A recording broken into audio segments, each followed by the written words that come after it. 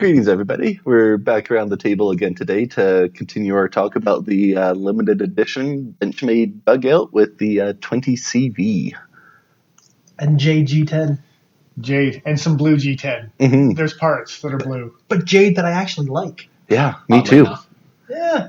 Yeah, may as well just jump straight into it on the handles there. It's a funky little thing that they've done that haven't really seen anyone else doing before. Playing with the translucence of the JG10 to show off a underneath layer. Yeah. I like the innovation in that. Right. I like the thought process. It's not just dye in the handles. It's Yep. dye in the G10 in the handles. And I'm not sure if it's because of how thin they got it or the milling texture that they put on it or the bit of blue around giving it more color in there. But it's not as weirdly glow-in-the-dark green as JG10 usually is. I think the thinness of the handle is part of that. Yeah. I agree with Joe. Yeah, I think it's the thickness of the scales. I think when you look at the other ones that are out there with the JG10s, the Flytaniums, I think actually have some as well. Right. I think it's the thickness that adds the color. They might add a hint of a little neon dye to accentuate it instead of just leaving it in this drab color as well. Type of thing, right? But no, that's not drab. That's awesome. Drab color. I said it. That's right. I like the Flytanium neon. I just wish it was glow in the dark. Like it looks like it should be. Yeah. This would be cool if it was glow in the dark. No, it would be less cool Yeah. than it already is. They're pushing their limits. You think so? Yeah, Oh. they're pushing their limits on it. It's a limited to 2,000. And I don't know. It'd be kind of cool. I appreciate the butterfly, but I probably would have preferred literally anything else. I did hint in the Tuesday episode. I would have loved to see like some sort of opposite. The G10 on the outside with the blue, or one layer down with the blue, and then the rest of the G10 on the inside. I think leaving it completely foggy. You can right dye it, but I think it's gonna like mess with the butterfly even more if you do right dye these things even more than the plastic handled ones that are out there, right? I can't stop picturing like a Batman symbol in it. That would be cool. We're going to see Nick Shabazz with one eventually. I hope Yeah. so. I hope But yeah, as much as I do like the fact that they are playing with what they can do with the translucence, I do agree with Dennis about how foggy and blurry the edges of the underlayer is. I'm sure they could have figured out a way to do it nicer and crisper. Yeah, I think the blue is a color that they're theming with right now on, It's the Benchmade blue. And the Benchmade blue as well. And yeah, for sure. it's Ben's fault. Yeah. Damn you. A little bit. A little bit. But I would have liked to see them experiment a little bit more with the jade if they're going to play around with it. Or maybe that's a hint for what's going to come for That's what I was 2020. going to say. Maybe this is step one. Yeah. Proof of concept. And I think that goes hand in hand with how many they made. We dabbled on that as well with the limited edition, but there is 2,000 of them. That's big for a limited run for Benchmade, especially. Like, It's not small. Yeah. And I think that is... yeah. I think that is a big part of them wanting to get them into people's hands a lot. And it's something that people would have wanted for a while. I mean, G10 on a Bugout to begin with has been talked about since the Bugout first came out.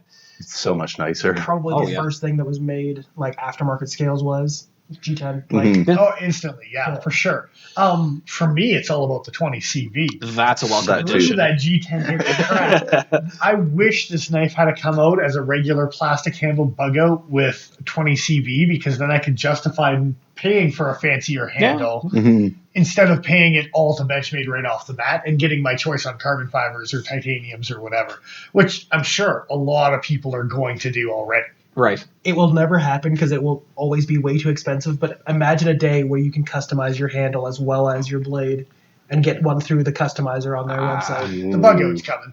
The Bugout's coming. But as far as if they could did change this on the around. customizer, Yeah. yeah, that would be cool. Are you talking about like getting an image behind there?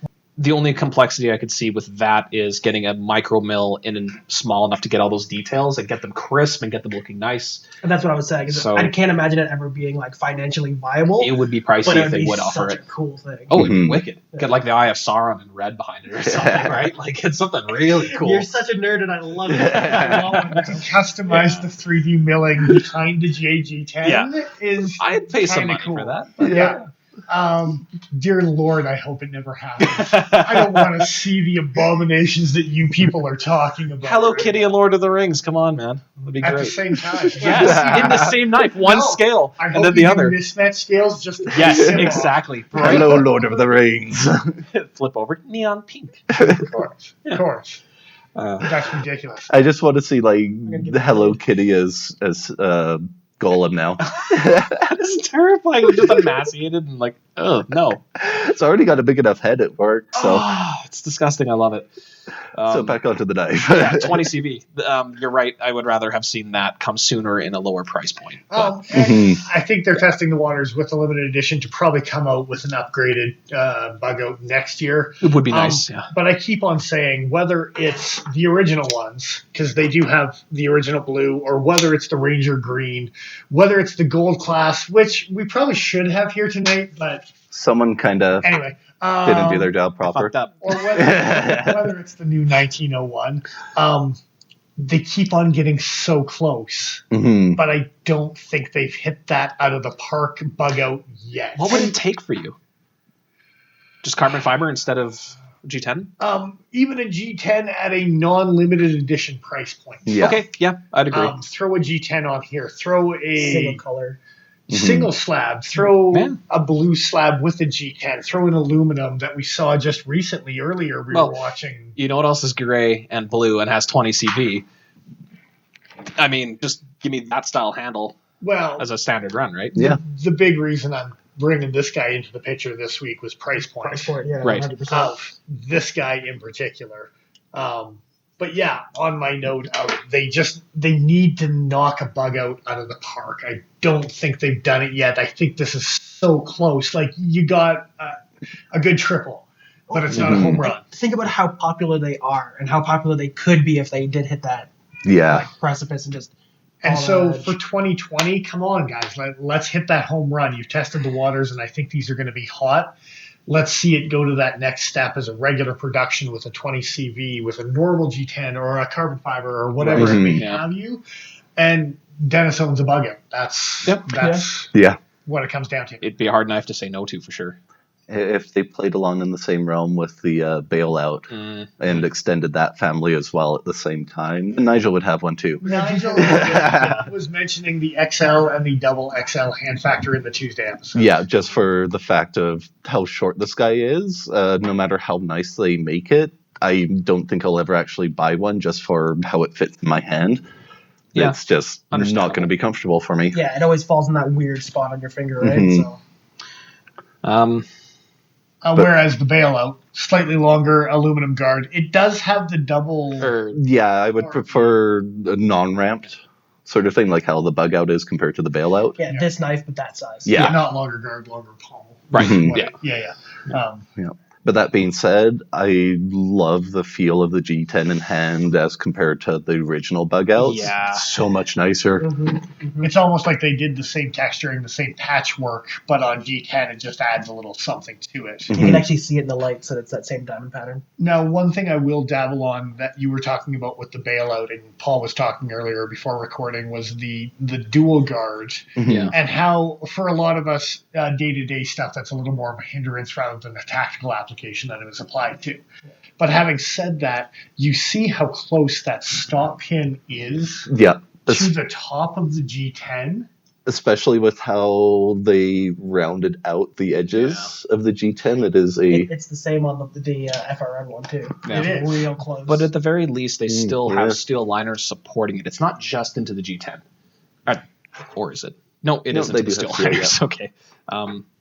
So I'm not really worried about strength applications at that point, right? Yeah, it just makes me hesitant about any sort of faults or flaws that Benchmade may have. Yeah. That might be a place where you'd see it because you are working with such a thin level of tolerance. Yeah, I mean, for that back area. That might explain the price point. Maybe they had to go through a bunch of scales to get the 2000 out because they were popping through that side or something. I don't know. Anytime they've had issues in the past like that, as far as like doing Damascus bolsters and having them match and stuff like that, if they can't meet that goal, they just cut the number short.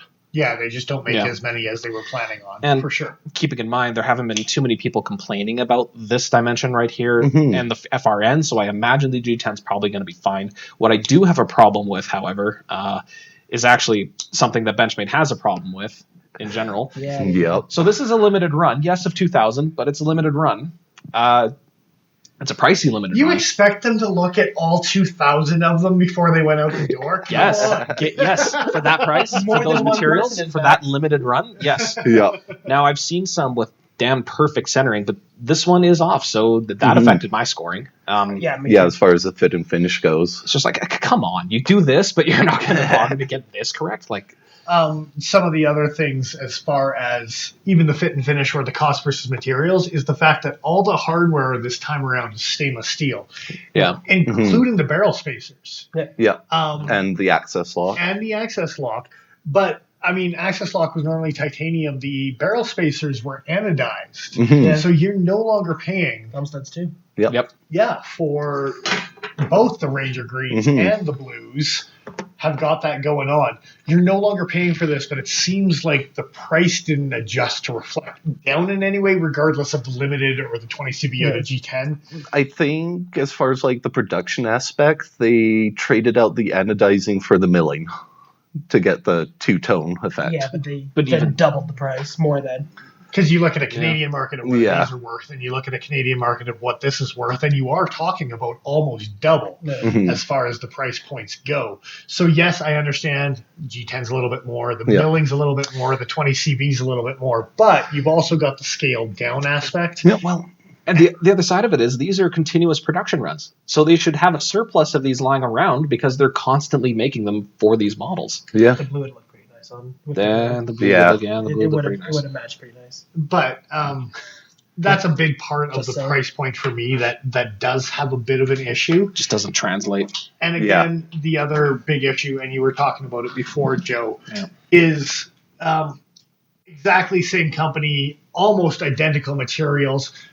Paul pointed out, go ahead. Yeah, they actually, most of the inside of these liners is actually cut away. It's a similar amount of space that they've done on both of these. Yeah. And there's not the premium. This is just the milling to hold the steel liners and the access lock in place. As opposed to the design here. The milling to keep the butterfly in place. Because as we've all noticed, there's no milling for the blue to hold the access or the steel liners in place. It's not the same machine time. There's still machine time for sure. Yeah. The only contact is on this face. You can kind of see it meeting up with the blue rim on the forward portion. But yeah, you're right. Otherwise, it's relatively unsupported except for those screws. So yes, you've got internal milling, And you look at the substantial materials with the internal blue liner, the outside liner, the amount of 20 CB, and you look at the price points of this actually being cheaper than this. Yeah. And I think that the machining time inside of this guy is probably 2 to 3 times longer than the internal machining on this. But even we're not talking about a whole large length of time. No. But machine time is expensive. Yes, especially when you have to CNC crap out and be super specific and precise. So when we're talking about cost versus price point or cost versus materials, you can get this for Benchmade for, I'm going to say, $25 to $50 cheaper than what you could probably get a limited edition with twice as much bang for your buck of the exact same materials. I'm going to say, you're going to like that knife a whole hell of a lot. Like, you're going to like either one. Or the drop point version if you do like a drop point style blade. Right. Rather than, and how important is it to you to have this super lightweight format, right? The Griptilian is a comfortable knife to hold. Yeah. The Bugout I like. I gave Personal Ergos a 9 on it. Oh, yeah. No, it's a fantastic knife to hold. But as far as paying the price that this guy is, it's like in my mind, it's going to be the collectors that are going for this one. Yeah. Like Yeah. even if it wasn't the limited sake, just because of the price point and Well, the uniqueness. Yeah, look at it. Like It's- that goes in yeah. a display case. Yeah. Because of that, it's less of a concern about the internal milling here. Because it's see-through handles and there's internal milling that's going to hold on to lint. I think every time you carry this thing, you're going to have to get in there with a Q-tip, or you're going to see it every single day. Yeah. And I'm curious to see what 2020 brings in the Bugout family, because this is just continuing to test the waters. Batman. Yeah, for sure. It's definitely going to be the Pontiac Firebird symbol. There you go. I'll take both. Customizer says what? Indeed. So yeah, it pretty much kind of wraps up what we have to say for this guy, I do believe. Yeah. I think we're probably missing some stuff, but we'll post that on Instagram once we remember what it is. Yeah. Yeah. Gonna once again give a big giant thank out to the Cutting Edge for helping us make this happen for you guys, lending us the knives for our reviews here. Yeah. Thanks Awesome. for letting us play, compare, and contrast. Mm-hmm. Yeah, with all the different versions, or most of the different versions, at least anyway. Yeah. Thanks for the faith. That's right. Feel your shame. Yeah. Yeah. Also want to tell you guys about the Patreon. If you guys are subscribing, we are going to be doing some giveaways soon. We are going to be downloading probably some downloadable content of the scoring system, the app, things like that, to get you guys interactively involved, because we would love for everyone to kind of grade it week to week. The Pokey Factor, the home game. We need a jingle. There you go. Oh. It's Marilyn Manson. We already decided in the intro. Well, that's our jingle. That's not for the game. I see. Okay, Yeah. we'll work on that. Yeah. Still going to be Marilyn Manson. Not on that topic, but on, a relevant topic, you should head over to the Pokey Factor on Instagram. Give us a follow. Get us to that 500 likes, or 500 follows, I should say. At that point, we're going to do a giveaway of this guy's things. I've thrown out there that there is some stuff up for grabs, and it's going to be a cool little contest, possibly several things up for grabs, so stay tuned. Get us to 400, and we'll give you a sneak peek as to what those things might be. Indeed. Yeah, I think we're good. Yeah. for sure. So yeah, that being that, this is Nigel the Smith signing off. I am who I am. I'm Dennis Vipers. I am the Iron Joe. And I'm Exile.ca. We will catch you again next week.